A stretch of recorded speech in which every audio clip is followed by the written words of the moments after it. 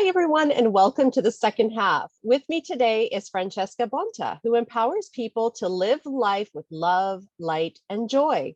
She has developed her own unique practice of healing arts through her years of experience and intuitive abilities.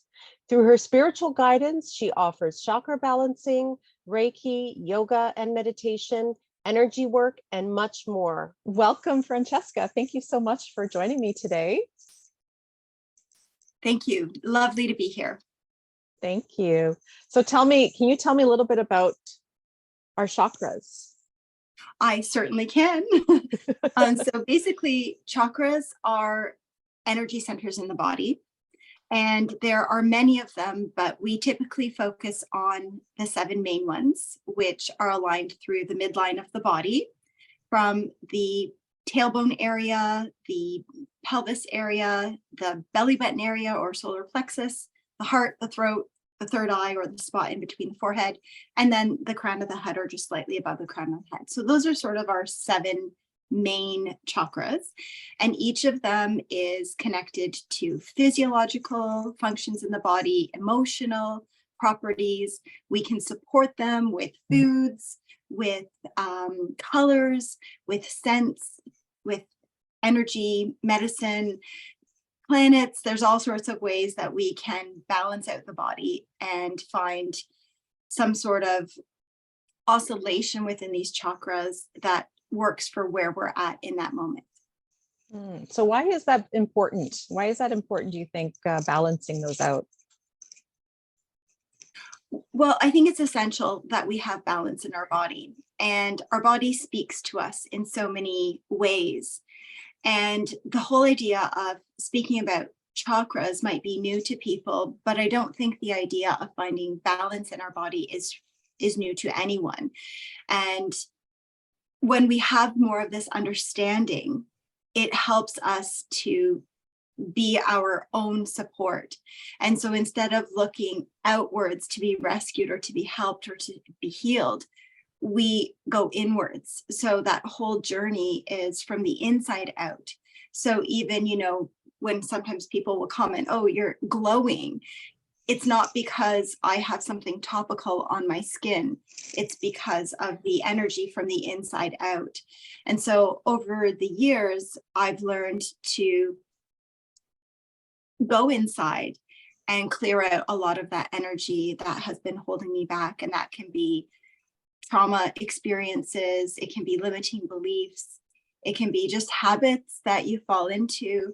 And so when we go in, which by the way isn't always easy, to honor that truth and to see things about ourselves, that then we can clear space. So kind of like a closet, right? Like your closet only has so much space, our energy body only has so much space. So if we fill it, even if we put things in boxes in the corner and shove it away, eventually the closet gets full. And that's sort of what happens with all of us in our energy bodies when we don't want to look at things. We just kind of shove them away, but they don't really go away. We need to clear it out. And we can do that through movement, through actual talking about it, through energy shifting. And there's a lot of options for how we can clear out this space. And so basically, I call it our energy bubble, but it's actually our aura, which is language that I think a lot of people are becoming more familiar with if they aren't already familiar with it. So can you give me an example of like a symptom, say a body symptom of like when maybe a chakra is blocked, for example? Absolutely. So first of all, I love the fact that you mentioned the word blocked, because I don't like to say that chakras are actually blocked. I usually say that they're congested, because I don't think that a chakra can be fully blocked, because if it is, I don't think we would be alive, because energy moves through the whole body. And also, I really like to look at the vibration of language. And the moment we say blocked, it's like, right, when we say congested, it just feels a little bit softer. And so many people say that, oh, I was told this chakra is blocked. Well, I don't agree. So there's 2 spots on the body that I feel is best for us to sort of connect if we're not really understanding what this is all about. So one of them is the throat chakra. And sometimes we need to do a presentation, or we need to have a challenging conversation, and we just can't find the words. Or all of a sudden you get like a frog in your throat. Or the opposite happens, what I call verbal diarrhea, where we can't stop talking. So that is a symptom of that chakra being off balance.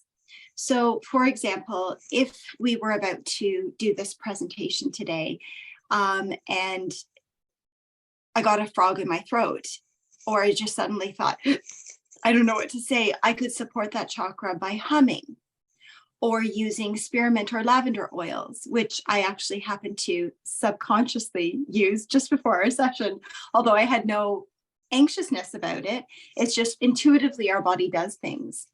So you'll find too that over time of playing with chakras and understanding your body, you just naturally go to things, just like no one has to remind me, oh, go brush your teeth. Like, it's just something I do every day.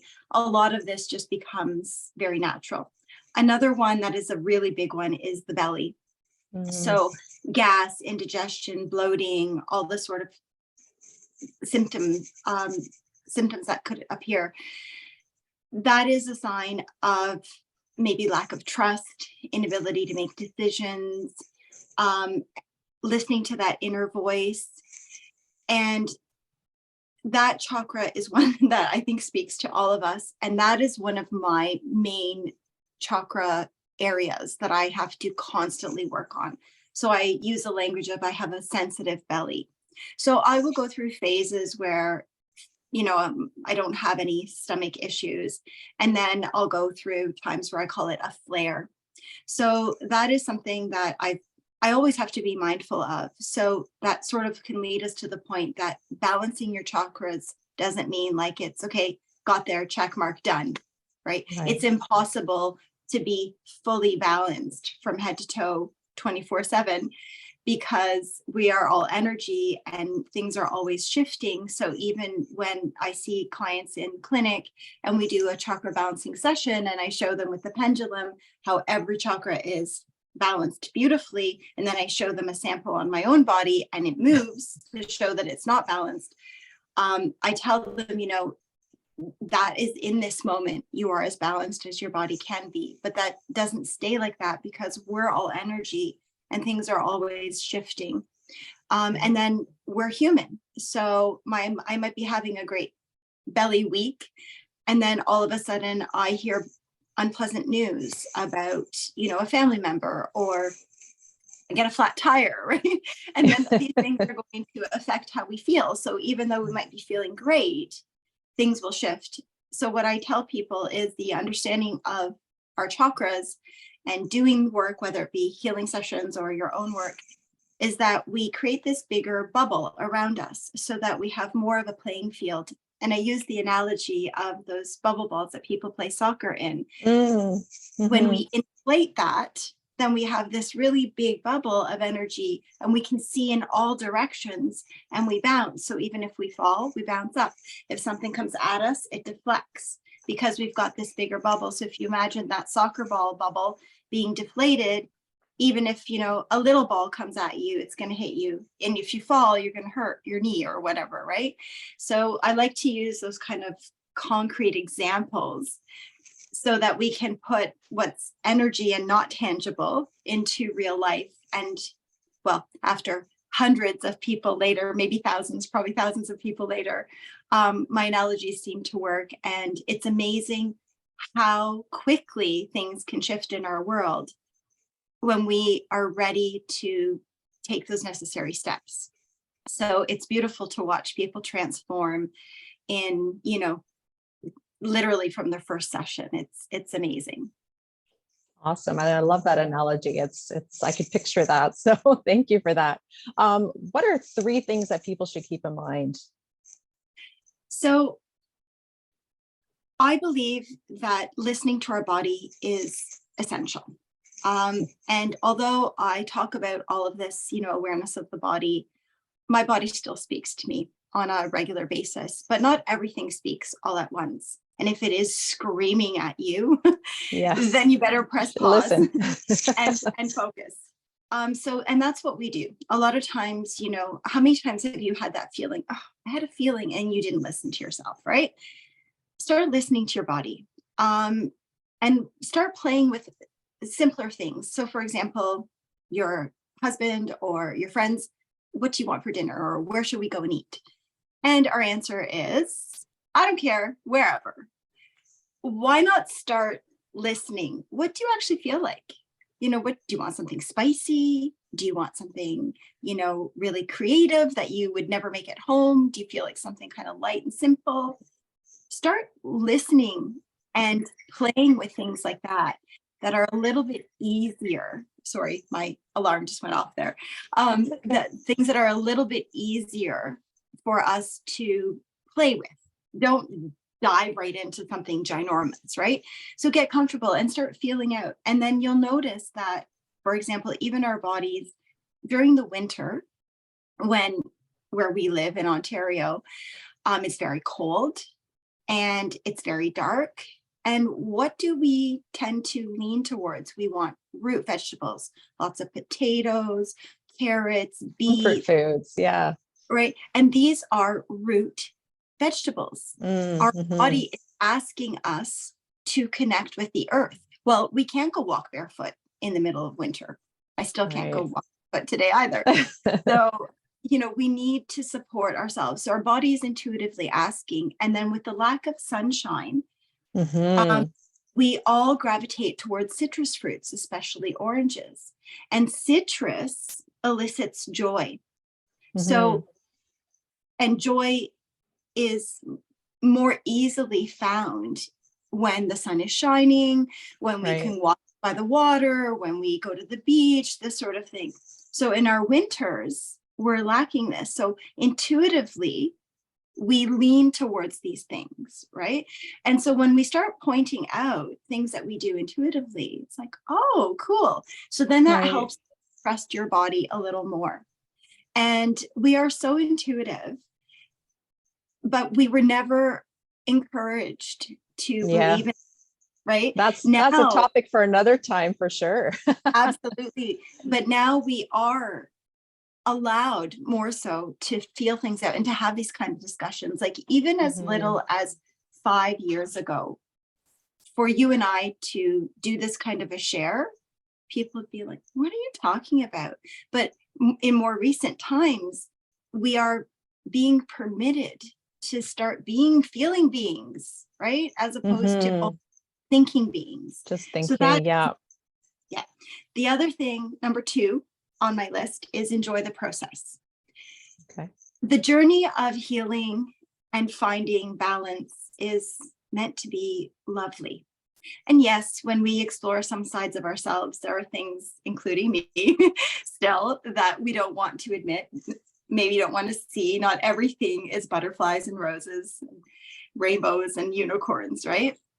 So, but to heal, there are so many amazing options out there. So if yoga isn't your thing, and the thought of going to a mountaintop and chanting Om is not your thing, there are so many things that you can do. And so what I encourage people to do is develop a toolbox.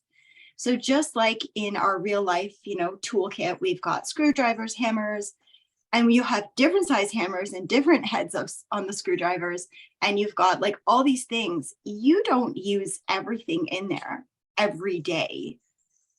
Right. But if your toolbox is organized, which I'm working on with Nishan, to organize this toolbox, the literal toolbox, then you know where to find things, right? Yeah. And once you start playing, it's like, oh, okay, I can use a drill for this and for this and for this. But you know what? Today I'm going to use the screwdriver. I don't actually need the power drill, right? So you find that there are so many tools that work. And I don't use all my tools all the time. Sometimes I gravitate more towards oils. Sometimes I do longer meditations. Sometimes I'm moving my body more. Sometimes I'm going for healing sessions more. And I know that I have all these things to pull from. And I sometimes forget, truthfully. Sometimes I forget things in my toolbox. And then it might take a client or a friend, or they literally just appear. And it's like, hello, did you remember me? So having fun, right? Having fun. because it can be so overwhelming. And, that in itself, the process of healing can create anxiety and distress in the body. So we want you to have fun, right? Fun. Enjoy the process, play, which is another big part of this, is that, a lot of times as adults, we forget to play and to have fun and willing to be like, to make mistakes and to try something that isn't your favorite thing, but at least you tried it, right? Just like when we were little, you're encouraged to try all these different foods. Maybe you love it, maybe you don't, whatever. You can always come back to it later. And then the third piece to really keep in mind is that enlightenment or balanced chakras or wellness, or however you want to term that, is ebbs and flows. We live in a world of duality. So to be happy, we have to know what sadness feels like, right? So my goal is to support individuals. My mission statement is to support individuals to feel empowered to navigate life's adversities with ease and grace, and let love, light, and joy flow through them. So in other words, things are going to happen. We want to have a big bubble so that we can navigate all of these things that come our way. So in every given day, I have great moments of pleasure, like that absolute high, and I have lows. However, I try my best to live a life where I'm vibrating at a higher frequency, so that even those really sad things, because in my family too, we have death, we have illness, we have great sadness. There's a lot of things that go on even in my personal world, and let's not mention what's going on in our world around us, right? So we don't want to get consumed by those lower vibrations. But balance is oscillating between. So some people will get a chuckle out of this. We're living in shades of gray. Okay. So there's the full extreme of, pure white light. And then there's the other extreme of that black, darkness. Darkness. Yeah.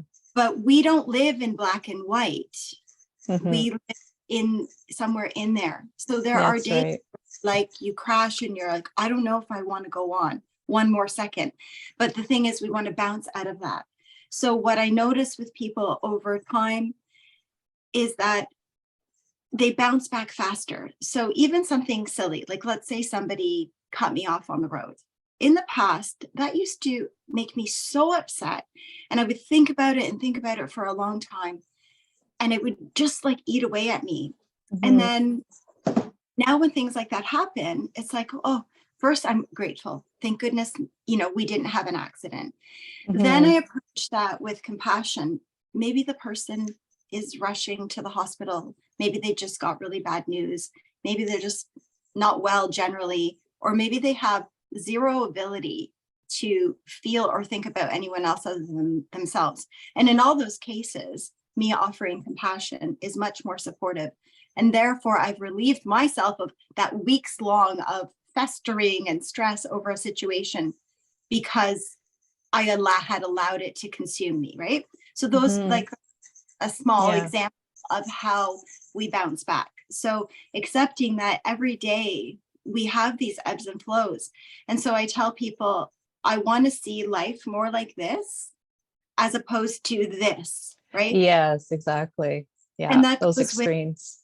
with our health, to our moods, to our experiences. So every day have a little joy. That a lot of times people are like working so hard so that they can have that 1 week vacation. Right.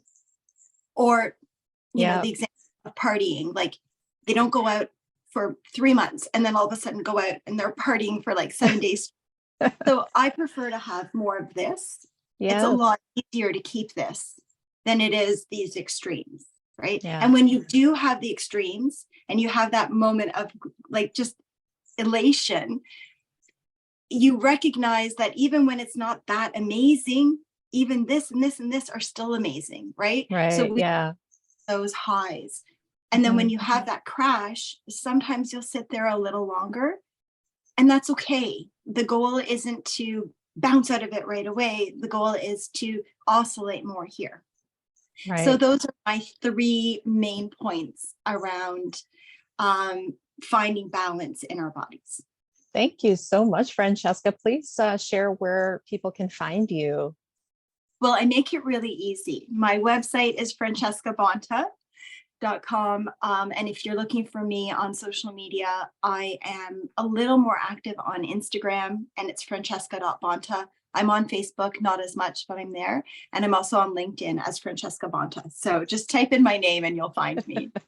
And I do have in-person appointments available in Toronto and Coburg, and I have virtual appointments available around the world. So. Oh, that's fantastic. That's great. Yeah, it's great that you have a mix of in-person and online too. Thank you so much for joining me today. I really appreciate your time. It was an absolute honor and a pleasure. It's always great to connect with you. And I feel really, really blessed that I've had this opportunity to share with you as well as with your audience. So thank you. Thank you so much.